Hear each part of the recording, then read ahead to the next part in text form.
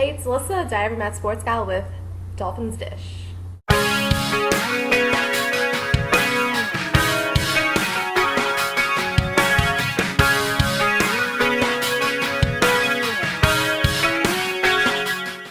Dolphins are 2-0. Really, they are. I'm just as surprised as you are. They went into the Metrodome to play the Minnesota Vikings and Old Man Brett Favre.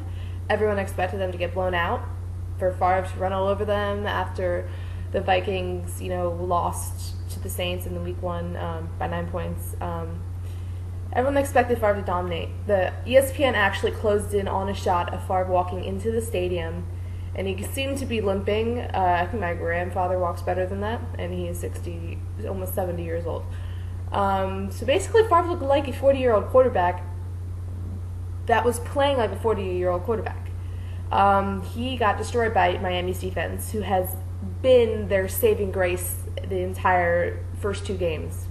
The Dolphins' defense has been great. Allen actually had 2 picks of Favre in this contest.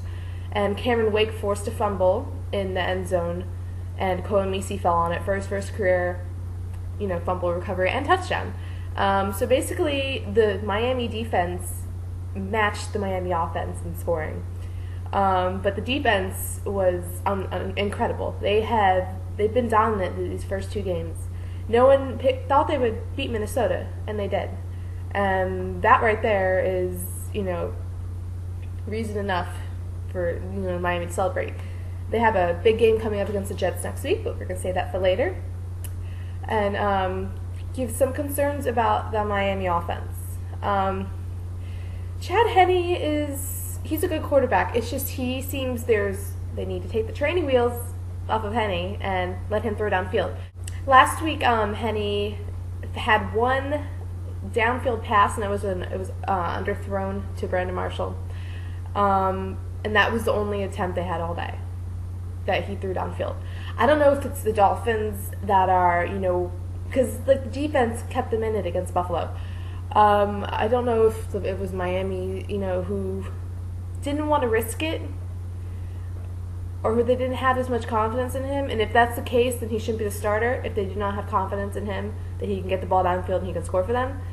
But, I don't know why. I don't know if it was just play calling. They didn't go downfield. And it wound up being a very close game with Buffalo. Defense saved them again.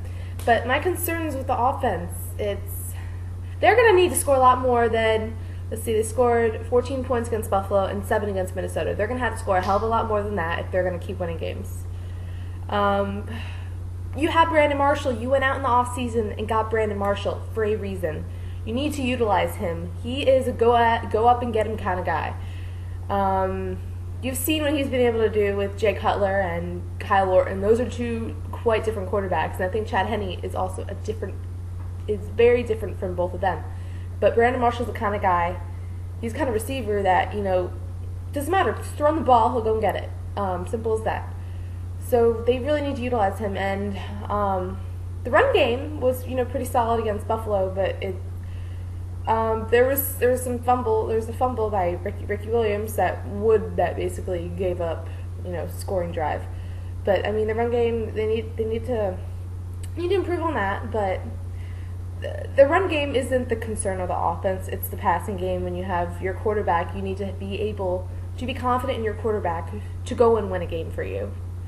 And it just doesn't seem that they believe in Henne. I don't know if it's the organization or if it's conservative. I don't know if it's the play call, but he is way too conservative. And again, they're playing the Jets next week. They are not going to win. They're not going to win that game if they played they had last 2 weeks.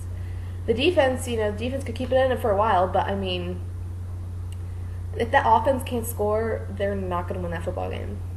Which brings me to the Dolphins are taking on the Jets next week, Sunday Night Football. It's going to be a great game. We all know the rivalry. When I was at Dolphins training camp in the summer, there was a kid that was wearing, for God knows what reason, was wearing a Jets jersey.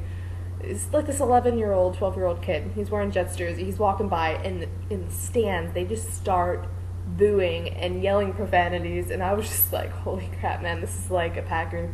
It's like someone wearing a Packers jersey coming in this, training camp in Chicago. I'm like, whoa. But the rivalry, especially since the Jets got Jason Taylor in the offseason, it's just it's at its highest. It's at its peak right now. And being on Sunday Night Football, this is gonna be a great game. Dolphins offense needs to get with it. If the Dolphins offense can, find their identity and they can keep in this game and have it be kind of like going back and forth type of game, this game will be this will be a great game. This will be one that'll probably be shown in NFL replay like the Vikings-Dolphins game is going to be. But their defense in this game, all they need to do, just keep doing what you're doing. Just keep going after the quarterback, keep forcing turnovers. Just keep them on their feet. Keep them, throw surprises at them, when they don't think you're going to blitz. For the offense, yeah, I think it's important to get the run game established early. And once you get that, I think it'll be easier take the shots downfield. Let Henne take the shots downfield. That's why you got a receiver like Brandon Marshall. Brandon Marshall isn't going to do nothing if you don't utilize him. He's just going to be standing. He's just going to be another receiver. You have to utilize him to his strengths. Let him go deep, throw to him deep, and you could surprise this Jets team and probably all football nation. But yes, that would be it. So got a great Sunday night game. The Dolphins taking on the Jets. This is Alyssa signing off for Diary of a Mad Sports Gal and Dolphins Dish.